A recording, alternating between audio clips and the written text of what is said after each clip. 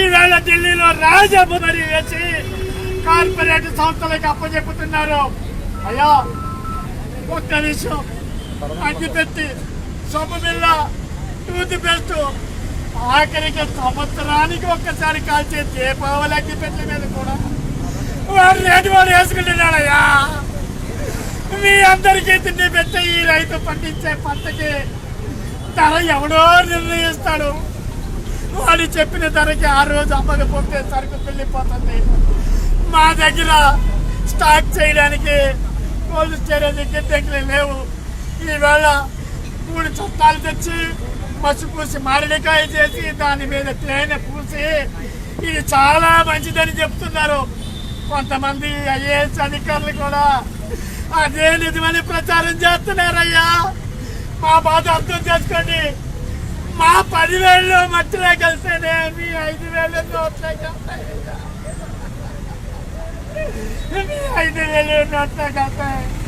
అయ్యో నేనేం కొంత కోరికలు కోరడం లేదు. కనీస మద్దతు ధర ఏదైతే ఉందో దాన్ని అమలు చేయమంటున్నాం. ఇది వాళ్ళు అమలు చేయకపోవడం సరిగా దాన్ని ఏకంగా రద్దే చేసేసారు. ఈ వస్తువు ఎక్కడైనా అమ్ముకోవచ్చు. అబ్బా చాలా అందంగా చెప్తున్నారయ్యా నరేంద్ర మోడీ గారు. మా ఊర్లోనే మా సరుకులు అమ్ముకోలేక గుంటూరులో మిర్చి తగిలెట్టాం. లారీలతో టన్నులు టమాటాలు రోడ్డు మీద వేసామయ్యా. అయ్యా మరి మేము ఎక్కడికో వెళ్ళి అమ్ముకోవాలంటే రోజుకి పెరుగుతున్న పెట్రోల్ డీజిల్ ధరలతో అద్దెలు పెరుగుతాయి. ఆ అద్దెలు భరాయించి మేము పట్టుకెళ్ళి అమ్మితే ఆ ఊర్లో రైతులు కూడా ఇదే పరిస్థితి ఎదుర్కొంటున్నారే. మేము ఇదే పరిస్థితి ఎదుర్కొంటున్నామే.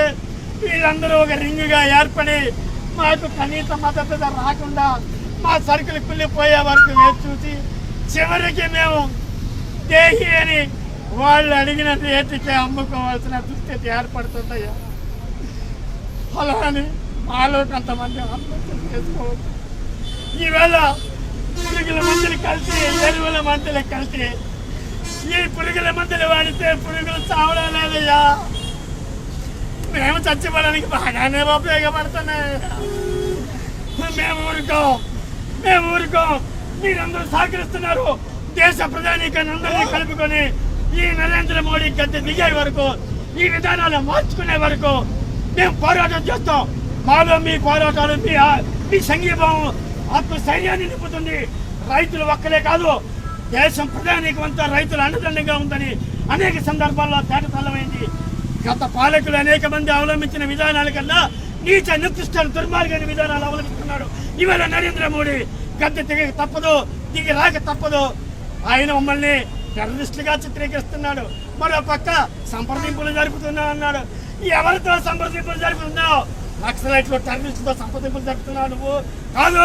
మా రైతు సంఘాల నాయకులతో సంప్రదింపులు జరుపుతున్నావు. ముందు నువ్వు చట్టాలు 3 రద్దు చేయి. తప్పనిసరిగా నువ్వేం చెప్తే మేము అది వింటాం.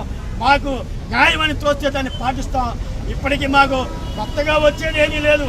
ఆ మద్దతు ధర విషయంలోనే ఉన్నది. ఆ మద్దతు ధర ఇప్పటికే లేదని బాధపడతా ఉన్నాం. అయినా దేశ ప్రధాని అడుగు ముందుగా